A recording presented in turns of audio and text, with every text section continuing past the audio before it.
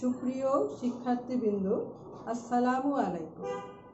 আমি সাগুপ্তা ম্যাডাম, পল্লবী মহিলা degree college থেকে আমার অনলাইন ক্লাসে তোমাদের শুভেচ্ছা। তোমরা সবাই কেমন আছো? ভালো আছো নিশ্চয়ই? আলহামদুলিল্লাহ, আমিও ভালো আছি। আমরা আজকে আলোচনা করব সমাজবিজ্ঞান প্রথম পত্র। সমাজবিজ্ঞান প্রথম পত্র অধ্যায় 3, তৃতীয় অধ্যায়। আমরা গত ক্লাসে দ্বিতীয় অধ্যায় নিয়ে আলোচনা করেছিলাম, তাই না? দ্বিতীয় অধ্যায়। আজকে আমরা সমাজবিজ্ঞান প্রথম পত্র অধ্যায় 3 অর্থাৎ তৃতীয় অধ্যায় নিয়ে আলোচনা করব। তো এই তৃতীয় অধ্যায়ে আমাদের বিষয়বস্তু হচ্ছে সমাজবিজ্ঞানীদের মতবাদ আর অবদান। দেখো, সমাজবিজ্ঞানীদের মতবাদ ও অবদান। আমরা ইতিমধ্যে জেনেছি যে সমাজবিজ্ঞান বিষয়টি জ্ঞানের জগতে একটি নতুন বিজ্ঞান হিসাবে নামকরণ করেন আমাদের সমাজবিজ্ঞানী অগাস্ট, তাই না? তো এই রকমভাবে আমাদের এই যে সমাজবিজ্ঞান, এই বিষয়টি 1839 সালে জ্ঞানের জগতে একটি আলাদা স্বতন্ত্র মর্যাদা লাভ করে। এই সমাজবিজ্ঞান বিকাশের পিছনে, সমাজবিজ্ঞান উৎপত্তির পেছনে আমাদের কিন্তু বহু মনীষী এবং বহু চিন্তাবিদদের অবদান এবং মতবাদ রয়েছে। তো আমরা তারই মধ্যে অর্থাৎ এই অধ্যায়ে আমরা আলোচনা করব সমাজবিজ্ঞানী অগাস্ট, ইবনে খালদুন, সমাজবিজ্ঞানী ডুরখিম, সমাজবিজ্ঞানী ম্যাক্স ওয়েবার, সমাজবিজ্ঞানী কার্ল মার্কস এবং সমাজবিজ্ঞানী হারবার্ট স্পেন্সার। হ্যাঁ, তো আমাদের এই তৃতীয় অধ্যায়ে যাদেরকে নিয়ে আমরা আলোচনা করব তাদের নামগুলো আমি তোমাদের সামনে তুলে ধরলাম। তো আজকে আমরা সমাজবিজ্ঞানী অগাস্ট, সমাজবিজ্ঞানী অগাস্টের অবদান এবং তার মতবাদ নিয়ে আলোচনা করব। সমাজবিজ্ঞানী অগাস্ট।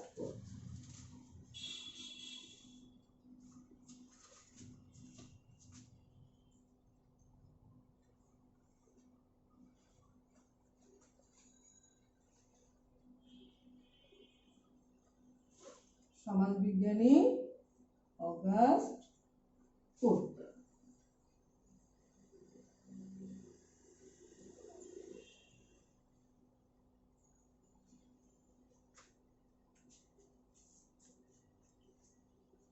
আমরা জানি সমাজবিজ্ঞানের জনক হচ্ছেন সমাজবিজ্ঞানী অগাস্ট। সমাজবিজ্ঞানকে একটি নতুন বিজ্ঞান হিসেবে জ্ঞানের জগতে স্বতন্ত্র মর্যাদা দানে আমাদের এই সমাজবিজ্ঞানী অগাস্টের অবদান হচ্ছে অসামান্য। সমাজবিজ্ঞানী অগাস্টের চিন্তা এবং দর্শন দ্বারা সমাজবিজ্ঞান প্রভাবিত হয়েছিল। সমাজবিজ্ঞানের বিকাশে সমাজবিজ্ঞানী অগাস্ট তার যে তত্ত্ব এবং যে মতবাদ তিনি রেখে গিয়েছেন তার অবদানকে শক্ত বাঁধনে বেঁধে রেখেছেন। তাহলে আমরা আজকে এই সমাজবিজ্ঞানীর অবদান নিয়ে আলোচনা করার আগে যে তার জন্ম, তার পরিচিতিটা সম্পর্কে আমরা আগে জেনে নেই। সমাজবিজ্ঞানী অগাস্ট 1798 খ্রিস্টাব্দে ফ্রান্সের মন্টি পলিয়ারে 1798 খ্রিস্টাব্দে 19শে জানুয়ারি তিনি জন্মগ্রহণ করেন। আমাদের সমাজবিজ্ঞানী সেন্ট সাইমনের ছত্রছায়ায় 6 বছর তিনি দর্শন শিক্ষা লাভ করেন এবং সেন্ট সাইমনের চিন্তা এবং তত্ত্ব দ্বারা সমাজবিজ্ঞানী অগাস্ট পোতের সমাজ পুনর্গঠনের চিন্তা ও তত্ত্ব প্রভাবিত হয়েছিল, অর্থাৎ তিনি সেন্ট সাইমনের দর্শন দ্বারা প্রভাবিত হয়েছিলেন। আচ্ছা, এখন দেখো যে আমাদের এই সমাজবিজ্ঞানী তার সমাজবিজ্ঞানের ক্ষেত্রে কতগুলো অবদান রয়েছে। সমাজবিজ্ঞান শব্দটি সমাজবিজ্ঞানী অগাস্ট পোত প্রথমে কিন্তু সোশ্যাল ফিজিক্স নামকরণ করেছিলেন। সোশ্যাল ফিজিক্স তিনি সমাজকে অর্থাৎ সমাজবিজ্ঞানকে প্রাকৃতিক ধারায় ব্যাখ্যা এবং বিশ্লেষণ করেছিলেন। তার মতে যে সমাজবিজ্ঞান পদার্থ বিজ্ঞানের মতোই কি বৈজ্ঞানিক অর্থাৎ বিজ্ঞান ভিত্তিকভাবে আলোচনা করা সম্ভব, কারণ পদার্থবিদ্যা এবং মনোবিজ্ঞানের মতো কতগুলো সূত্র সমাজবিজ্ঞানেরও রয়েছে। কারণ সমাজবিজ্ঞানে যে সমস্ত সামাজিক ঘটনাগুলো ঘটছে তার পেছনে কিন্তু কোনো না কোনো কার্যকারণ সূত্র রয়েছে। আর এই বিশ্বাস থেকেই তিনি কিন্তু তার লেখা বইয়ের শিরোনাম দিয়েছিলেন সোশ্যাল ফিজিক্স, এবং পরবর্তীতে তিনি সমাজকে আলোচনা করার জন্য কি এই বিষয়টির নামকরণ করেন সোশিওলজি অর্থাৎ সমাজ বিজ্ঞান। তাহলে কি তোমাদের এই বিষয়টা কি পরিষ্কার হলো যে সমাজ বিজ্ঞানী অগাস্ট পোত সমাজ বিজ্ঞান অর্থাৎ সমাজকে আলোচনা করার জন্যে তিনি প্রথমে সোশ্যাল ফিজিক্স অর্থাৎ সামাজিক পদার্থবিদ্যা নাম দিয়েছিলেন। তার কারণ কি যে সমাজের অর্থাৎ প্রাকৃতিক এবং সামাজিক যে অপরিবর্তনীয় কিছু নিয়ম নীতি রয়েছে যেগুলো কি বৈজ্ঞানিকভাবে পর্যালোচনা করা সম্ভব। তিনি সমাজ বিশ্লেষণের ক্ষেত্রে পরীক্ষণ, পর্যবেক্ষণ এবং তুলনামূলক বিশ্লেষণ পদ্ধতির আশ্রয় নিয়েছেন। তাহলে আমরা এবার দেখব সমাজবিজ্ঞানী অগাস্ট পোত সমাজ বিজ্ঞানের ক্ষেত্রে তার কতগুলো অবদান রয়েছে কোন কোন ক্ষেত্রে। তাহলে তার অবদানের মধ্যে সবচেয়ে আমরা প্রথমে যে বিষয়টা লক্ষ্য করি, তিনি সামাজিক প্রপঞ্চ বা ঘটনাগুলোকে ব্যাখ্যা করতে চেয়েছিলেন কি আমাদের প্রাকৃতিক ধারা, আর সেই দিক থেকে লক্ষ্য করে তিনি সমাজ বিজ্ঞানের বিষয়বস্তুকে সামাজিক স্থিতিশীলতা এবং সামাজিক গতিশীলতা এই দুই ভাগে ভাগ করেন। হ্যাঁ, আচ্ছা, তাহলে দেখো তার যে অবদান সমাজবিজ্ঞানী অগাস্ট পোতের যে অবদান তার মধ্যে আমরা প্রথমে কোন বিষয়টা লক্ষ্য করি, তিনি কোন দিক দুটো নিয়ে আলোচনা করেছিলেন, সামাজিক স্থিতিশীলতা এবং সামাজিক গতিশীলতা। তার অবদান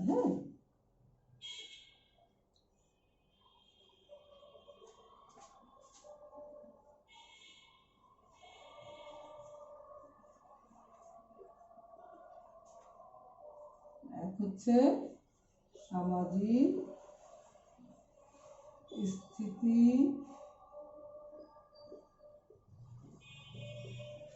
স্থিতিশীলতা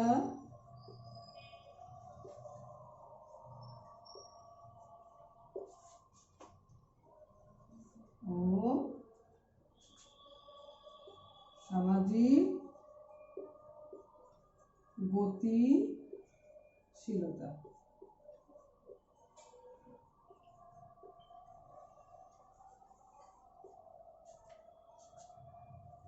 দুই, আমরা তার যে অবদানের মধ্যে তার ত্রয়স্তরের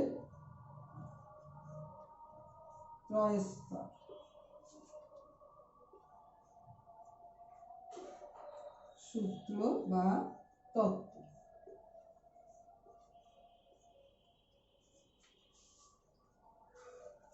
আচ্ছা, এখন দেখো যে সামাজিক স্থিতিশীলতা এবং সামাজিক গতিশীলতা, সোশ্যাল স্ট্যাটিক এবং সোশ্যাল ডাইনামিক। সামাজিক স্থিতিশীলতাকে তিনি ব্যাখ্যা করেছেন কিভাবে? এটাকে ব্যাখ্যা করেছেন তিনি এইভাবে যে সামাজিক স্থিতিশীলতা হচ্ছে সমাজ কাঠামো, শৃঙ্খলা, উন্নয়ন এবং প্রগতির সাথে সম্পর্কিত। সামাজিক স্থিতিশীলতা হচ্ছে সমাজ কাঠামোর নিয়ম শৃঙ্খলার সাথে জড়িত। তাহলে এই যে আমাদের যে সমাজটা কিন্তু কি আমরা সবসময় জানি যে পরিবর্তনশীল এবং গতিশীল। আর এই পরিবর্তনশীল এবং গতিশীল সমাজের মধ্যে, অর্থাৎ সমাজ যে কাঠামোটা, যে আমাদের যে এই যে সমাজটা কি একটা কাঠামোর উপরে কিন্তু দাঁড়িয়ে আছে। তাহলে এই কাঠামোটার ভেতরে কিন্তু কি যে আমাদের যে নিয়ম, যে শৃঙ্খলা, সেই বিষয়টা নিয়ে আলোচনা করেছেন তিনি এই সামাজিক স্থিতিশীলতার মধ্যে। আর সামাজিক গতিশীলতা অর্থই হচ্ছে সামাজিক পরিবর্তনশীলতা। তাহলে এই গতিশীল এবং পরিবর্তনশীল সমাজকে ব্যাখ্যা করতে গিয়ে তিনি সামাজিক গতিশীলতার কথা তিনি তুলে ধরেছেন। তাহলে আমরা তার যে অবদানের মধ্যে তার যে প্রথম যে বিষয়টি, তিনি সমাজ বিজ্ঞানের বিষয়বস্তুকে দুটো ভাগে ভাগ করেছেন। একটি হচ্ছে সোশ্যাল স্ট্যাটিক, আরেকটি হচ্ছে সোশ্যাল ডাইনামিক, অর্থাৎ সামাজিক স্থিতিশীলতা এবং সামাজিক গতিশীলতা। এবার আমরা আসব যে তার আরেকটি যে অবদান, উল্লেখযোগ্য অবদান, যে তার হচ্ছে কি ত্রয়স্তরের সূত্র বা তত্ত্ব। তো এখানে এই যে ত্রয় স্তর, 3 স্টেজ, অর্থাৎ আমরা জানি যে সমাজ কিন্তু বিবর্তনের ধারায় কিন্তু এগিয়ে চলে, তাই না? তাহলে আজকের যে এই আধুনিক যে সমাজটা, সেটা কিন্তু কি একদিনে কিন্তু সৃষ্টি হয়নি, না? আমাদের কি ধাপে ধাপে আমাদের এই সমাজের কিন্তু সৃষ্টি হয়েছে, অর্থাৎ আমরা কিন্তু এই আধুনিক সমাজে রয়েছি। তাহলে এই যে মানব সমাজ বিকাশের ধারাকে তিনি ব্যাখ্যা করতে গিয়ে এই ত্রয়স্তরের সূত্র তিনি ব্যাখ্যা করেছেন। এই ত্রয়স্তরের সূত্রটা অর্থাৎ 3টা স্টেজ, যে মানুষের বুদ্ধিভিত্তিক জ্ঞানের পরিবর্তন আসে জনসংখ্যা বৃদ্ধির কারণে, এবং বস্তুগত পরিবর্তন আসে মানুষের জ্ঞানের বৃদ্ধির কারণে। তো তার এই যে ত্রয়স্তরের যে সূত্র বা তত্ত্বটা তিনি ব্যাখ্যাই করেছেন যে মানব সমাজ বিকাশের স্তর, অর্থাৎ মানুষের জ্ঞানের বৃদ্ধির সাথে সাথে সমাজেরও কি পরিবর্তন কিন্তু হয়ে যাচ্ছে। আর এই ব্যাখ্যা করতে গিয়ে তিনি 3টা স্টেজের কথা বলেছেন।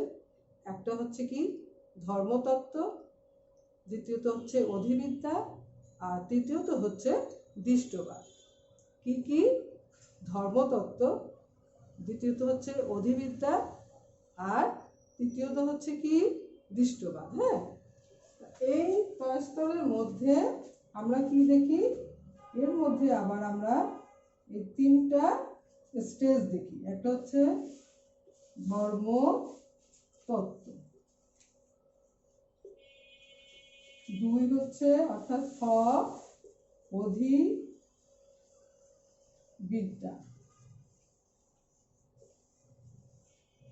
গ দৃষ্টবাদী স্তর। হ্যাঁ, দৃষ্টবাদী স্তর।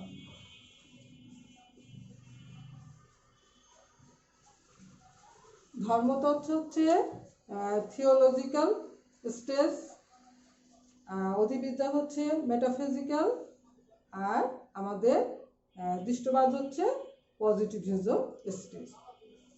তো আমরা এখন এই ধর্মতত্ত্ব স্তরটা তিনি কিভাবে ব্যাখ্যা করেছেন, অর্থাৎ এই স্তরে, হ্যাঁ, এই স্তরে অর্থাৎ এই যুগে বা এই স্টেজে মানুষের মন কি ছিল? তারা কিন্তু অতি প্রাকৃতিক শক্তি দ্বারা পরিচালিত হতো। মানুষের মন অর্থাৎ মানুষ তখন কি? যে অতি প্রাকৃতিক শক্তি দ্বারা পরিচালিত হতো। তারা যে বিষয়টা তাদের মনে, যে এই স্টেজে তাদের কোনো কি দৃষ্টবাদী জ্ঞান কিন্তু তাদের মধ্যে ছিল না, অর্থাৎ কোনো বৈজ্ঞানিক বা যুক্তিভিত্তিক জ্ঞান কিন্তু তখনও তাদের মধ্যে আসে নাই। তো এই স্টেজটা অর্থাৎ ধর্মতত্ত্ব স্তরটাকে আমরা দেখি যে প্রাচীন যুগ থেকে আমাদের 1300 শতক পর্যন্ত। আর এখানে কারা বেশি প্রাধান্য পেত? যাজক এবং পুরোহিত শ্রেণী। হ্যাঁ, এই ধর্মতত্ত্ব স্তরে কোন শ্রেণী বেশি প্রাধান্য পেত? পুরোহিত এবং যাজক শ্রেণী। ধর্মতত্ত্ব স্তরে দেখো পুরোহিত বা যাজক শ্রেণী।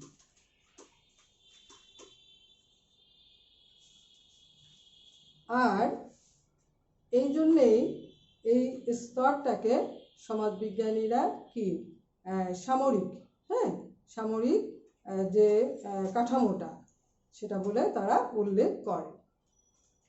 আর আমরা যে বিষয়টা আসলে লক্ষ্য করি যে আমাদের এই যে স্তরে, আমাদের ধর্মতত্ত্ব স্তরে মানুষের যে জ্ঞান তিনটা দিকে লক্ষ্য ছিল, যেটা হচ্ছে কি আমাদের প্রথমত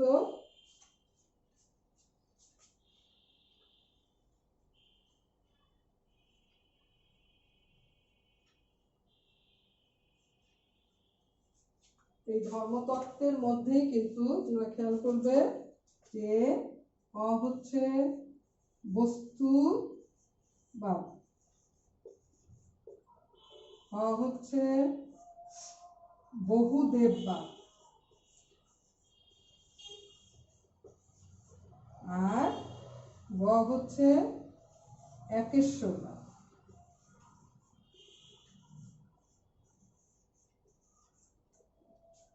তাহলে আমরা যে বিষয়টা লক্ষ্য করি যে এই ধর্মতত্ত্ব স্তরে মানুষের মন, আমরা জানি যে মানুষ বহু দেবদেবীর অস্তিত্বে কিন্তু তখন বিশ্বাস করতো। হ্যাঁ, তাহলে আমরা যে বিষয়টা দেখি যে এখানে এই ধর্মতত্ত্ব স্তরে পুরোহিত শ্রেণী এবং যাজক শ্রেণী তারা প্রাধান্য পাচ্ছে।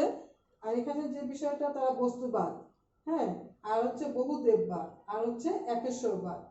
তাহলে বস্তুবাদ অর্থাৎ তারা বিশ্বাস করত যে যে কোনো বস্তুর মধ্যেই, যে প্রাকৃতিক যে কোনো বস্তুর মধ্যেই তারা কিন্তু কি তাদের যে ধর্মীয়, হ্যাঁ, আচার ব্যবস্থা, যে বিশ্বাসটা তার মধ্যে কিন্তু পরিলক্ষিত হতো।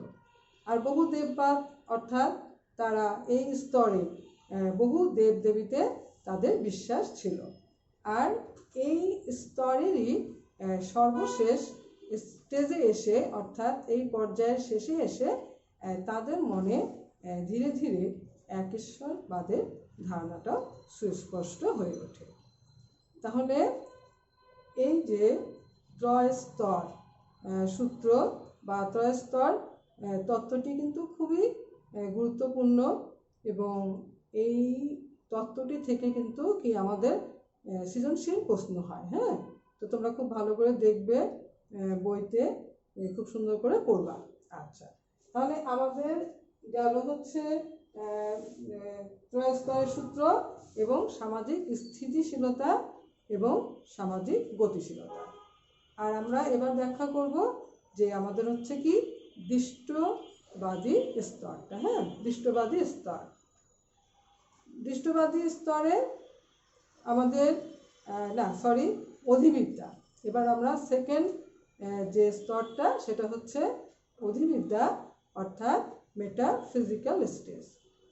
তো অধিবিদ্যা হচ্ছে যে এই স্তরটি তোমার হচ্ছে দীর্ঘকালীন নয়, এই আমাদের দৃষ্টবাদ স্তর এবং ধর্মতত্ত্ব স্তরের মধ্যবর্তীকালীন সময়ের মধ্যে এই যুগটা লক্ষ্য করা যায়। তো এই স্তরটা হচ্ছে 1300 থেকে 1800 শতক পর্যন্ত স্থায়ী ছিল। আর এখানে যে মানুষের মধ্যে সেই সময় যে কি একটা প্রাকৃতিক আইন অর্থাৎ সামাজিক আইন দ্বারা সমাজ এবং রাষ্ট্রটা কি পরিচালিত হচ্ছে, এটা হচ্ছে আমাদের অধিবিদ্যা স্তর। এবার আমরা আসব দৃষ্টবাদী স্তর। দৃষ্টবাদী স্তরটা, এই স্তরটা কি অবশ্যই তোমরা বুঝতে পারছো যে আমাদের এই ত্রয়স্তর সূত্রের সর্বশেষ স্তর হচ্ছে কি দৃষ্টবাদ, দৃষ্টবাদী স্তর। দৃষ্টবাদী স্তরটা হচ্ছে কি বিজ্ঞানসম্মত স্তর। এই সময় মানুষের মন কি বৈজ্ঞানিক অর্থাৎ বিজ্ঞানসম্মত জ্ঞান তারা অন্বেষণ করতে শুরু করে, এবং আমাদের এই 1800 শতক থেকে শুরু করে আজ এই পর্যন্ত আমাদের যে যুগটা সেটাই হচ্ছে কিন্তু আমাদের দৃষ্টবাদী স্তর। আর এই যুগে যে বিষয়গুলো আমরা লক্ষ্য করি যে টেকনোক্র্যাটগণ, প্রযুক্তিবিদ্যাগণ, বিশেষজ্ঞগণের দ্বারা এই যুগটা পরিচালিত, তাই না?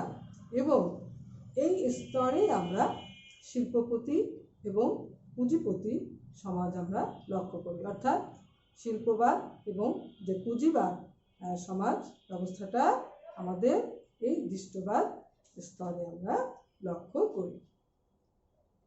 তাহলে আমাদের সমাজবিজ্ঞানী অগাস্ট ক্লতের তার যে উল্লেখযোগ্য অবদানের মধ্যে আমরা যে বিষয়টা লক্ষ্য করলাম যে সামাজিক স্থিতিশীলতা এবং সামাজিক গতিশীলতা, ত্রয়স্তরের সূত্র, এবং 3 ছিল দৃষ্টবাদী স্তর, তাই না? 3 নম্বর হচ্ছে দৃষ্টবাদী স্তর।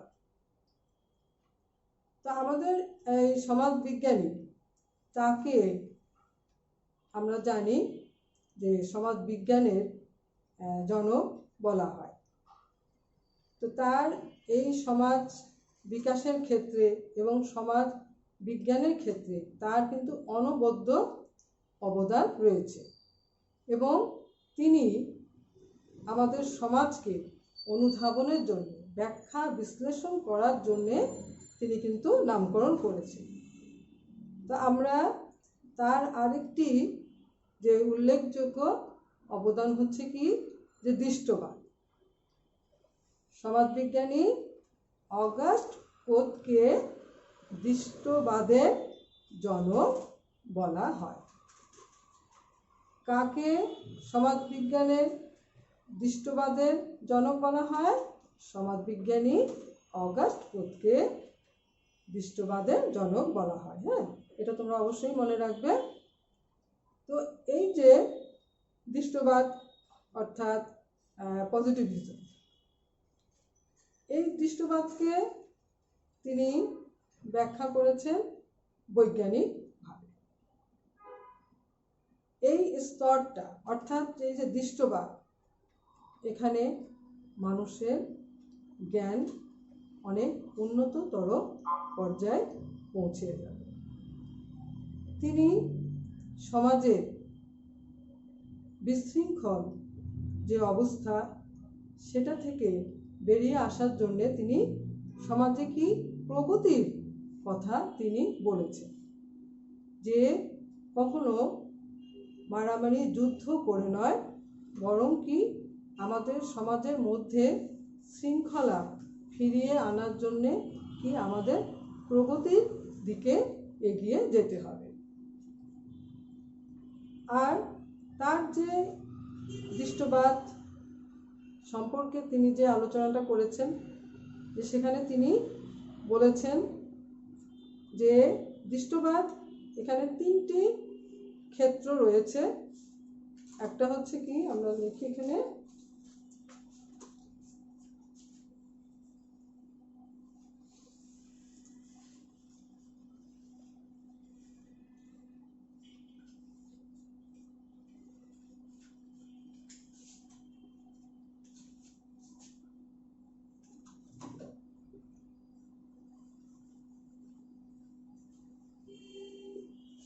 বিজ্ঞানসম্মত দর্শন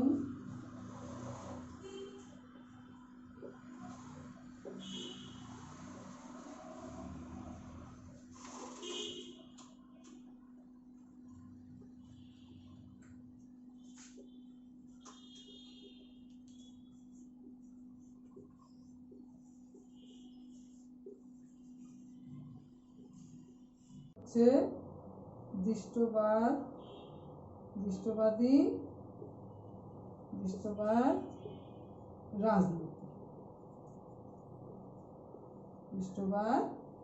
রাজনীতি। তাহলে আমরা যে বিষয়টা লক্ষ্য করি যে অগাস্ট কোত দৃষ্টবাদকে তিন ভাগে তিনি ভাগ করেছেন। একটা হচ্ছে বিজ্ঞানসম্মত দর্শন, বিজ্ঞানসম্মত ধর্ম ও নীতিশাস্ত্র এবং দৃষ্টবাদ রাজনীতি। তিনি দৃষ্টবাদকে বৈজ্ঞানিকভাবে ব্যাখ্যা করতে চেয়েছেন, কারণ আমাদের যে প্রাকৃতিক যে ঘটনাগুলো, অর্থাৎ প্রকৃতির যে অপরিবর্তনীয় কিছু নীতি রয়েছে, ঠিক তেমনিভাবে আমাদের যে সামাজিক যে প্রপঞ্চগুলো, সেই ব্যাখ্যা বিশ্লেষণের জন্যে আমাদের কিন্তু কি বৈজ্ঞানিক ব্যাখ্যাটাই প্রয়োজন। হ্যাঁ, তো আসলে আমরা যদি এই বৈজ্ঞানিকভাবে আমাদের বিজ্ঞান ভিত্তিকভাবে যুক্তির দ্বারা আমাদের সামাজিক ঘটনাগুলোকে ব্যাখ্যা বিশ্লেষণ করা প্রয়োজন। তার কারণেই আমরা জানি যে প্রত্যেকটা ঘটনা ঘটার পিছনে কিন্তু কোনো না কোনো কার্যকারণ সূত্র কিন্তু রয়েছে। হ্যাঁ, কার্যকারণ সূত্র রয়েছে। আর ঠিক তিনি এভাবেই কিন্তু দৃষ্টবাদকে ব্যাখ্যা করেছেন, অর্থাৎ যে এই দৃষ্টবাদ স্তরে মানুষের মন, অর্থাৎ মানুষ, অর্থাৎ এই পর্যায়ে সমাজ আমাদের কি একদম সর্বোচ্চ পর্যায়ে, এখানে যা কিছু পরিচালিত হবে সব কিছু আমাদের জ্ঞান এবং যুক্তির ভিত্তিতে। তাহলে সেই ক্ষেত্র থেকেই কিন্তু, সেই দিক থেকেই কিন্তু তিনি সমাজে অর্থাৎ সমাজ বিজ্ঞানকে ব্যাখ্যা বিশ্লেষণ করার জন্যে তিনি কি পর্যবেক্ষণ, পরীক্ষণ এবং তুলনামূলক পদ্ধতির কথা বলেছেন। এবং তিনি কিন্তু সমাজকে ব্যাখ্যা করার জন্যে, সমাজবিজ্ঞানকে ব্যাখ্যা করার জন্যে ঐতিহাসিক পদ্ধতির গুরুত্বের কথাও কিন্তু তিনি বলেছেন। তার কারণ কি, যে আমরা যে বিষয়টা অর্থাৎ যে অতীত, তাই না, আমরা যে ইতিহাসের মাধ্যমে আমরা কিন্তু আমাদের সমাজের যে গুরুত্বপূর্ণ বিষয়গুলোকে আমরা তুলে ধরতে পারি, যে বিষয়গুলো আমরা আমাদের বর্তমান সমাজের প্রেক্ষাপটটা বিশ্লেষণের জন্য অতীব গুরুত্বপূর্ণ। আর সমাজবিজ্ঞানী অগাস্ট কোত এই দৃষ্টবাদকে ব্যাখ্যা করতে গিয়ে তিনি যে প্রগতির কথা অর্থাৎ সমাজ পুনর্গঠনের কথা তিনি বলেছেন, সেখানে তিনি এটাই বলেছেন যে দৃষ্টবাদের মূল কথা হচ্ছে যে অন্যের জন্যে বাঁচো। তার আরেকটি যে মূল বক্তব্য হচ্ছে ভালোবাসাই নীতি, শৃঙ্খলাই ভিত্তি, আর প্রগতি হচ্ছে উদ্দেশ্য, তাই না? তার যে একটা দেখো যে একটা সুন্দর একটা বিষয় যে ভালোবাসায় নীতি, শৃঙ্খলাই ভিত্তি, আর প্রগতি হচ্ছে কিন্তু উদ্দেশ্য। এবং মারামারি হানাহানি কাটাকাটি নয়, আমাদের যে মূল কথা হবে, দৃষ্টবাদের যে মূল কথা হবে সেটাই হবে কি অন্যের জন্য বাঁচো। তাহলে আমরা যে বিষয়টা লক্ষ্য করলাম যে আমাদের সমাজ বিজ্ঞানী অগাস্ট কোত তার যে অবদানগুলো সমাজ বিকাশের ক্ষেত্রে, আর তার কিন্তু কয়েকটি যে অন্যতম গ্রন্থ রচনাবলী রয়েছে, তার মধ্যে উল্লেখযোগ্য হচ্ছে আমাদের পজিটিভ ফিলসফি এবং পজিটিভ পলিটি। আর এই পজিটিভ ফিলসফি 6টি খণ্ডে বিভক্ত, আর চতুর্থ খণ্ডে তিনি প্রথমবারের মতো এই সোশিওলজি শব্দটি কিন্তু তিনি কি অনুসরণ করেন, অর্থাৎ এখানে কিন্তু তিনি আলোচনা করেন সোশিওলজি শব্দটি নিয়ে। তাহলে তার যে বিখ্যাত রচনাবলী হচ্ছে পজিটিভ ফিলসফি এবং পজিটিভ পলিটি, এবং তিনি এই পজিটিভ ফিলসফি গ্রন্থে তিনি এই সোশিওলজি শব্দটি আনেন। হ্যাঁ, তাহলে আমরা তার যে অবদান অর্থাৎ তাকে সমাজ বিজ্ঞানের জনক বলে অভিহিত করা হয়ে থাকে, তার কারণ যে আমাদের সমাজ বিকাশের ক্ষেত্রে, সমাজ বিজ্ঞানের ক্ষেত্রে এই মনীষীর অবদান হচ্ছে অসামান্য, এবং তার যে চিন্তাধারা সেটা হচ্ছে সমাজ বিজ্ঞানকে একটি কি স্বতন্ত্র মর্যাদা দান করেছে। তাহলে আমরা সমাজবিজ্ঞানী অগাস্ট কোতের এই অবদান থেকে আমরা যে প্রশ্নগুলো বের হয়ে আসছে সেটা হচ্ছে কি যে সামাজিক স্থিতিশীলতা এবং গতিশীলতা কি, সমাজবিজ্ঞানের বিষয়বস্তুকে কয় ভাগে ভাগ করা হয়, তাহলে উত্তর হবে সমাজবিজ্ঞানের বিষয়বস্তুকে অগাস্ট কোত দুটো ভাগে ভাগ করেছেন, একটি হচ্ছে স্থিতিশীলতা এবং আরেকটি হচ্ছে গতিশীলতা। 2 ত্রয়স্তরের সূত্র, অর্থাৎ এই প্রশ্নটা আসে এবং এখান থেকে হয়তো তোমাদেরকে দিবে যে ধর্মতত্ত্ব কি বা দৃষ্টবাদ বলতে কি বোঝো, হ্যাঁ, এই ধরনের প্রশ্ন। তাহলে আমরা ত্রয়স্তরের মধ্যে কি কোন কোন স্তর দেখলাম, ধর্মতত্ত্ব, অধিবিদ্যা এবং দৃষ্টবাদ, তাই না, দৃষ্টবাদী স্তর। আর আমরা আবার পড়ব যে দৃষ্টবাদ বলতে কি বোঝো এটা ব্যাখ্যা করো, এবং পুরোপুরিভাবে যে আমাদের সমাজবিজ্ঞানী অগাস্ট কোতের অবদান মূল্যায়ন করো। তাহলে আজকে আমরা এই সমাজবিজ্ঞানী আলোচনার মধ্যে দিয়েই আমাদের ক্লাস শেষ করছি। সকলকে ধন্যবাদ জানাই।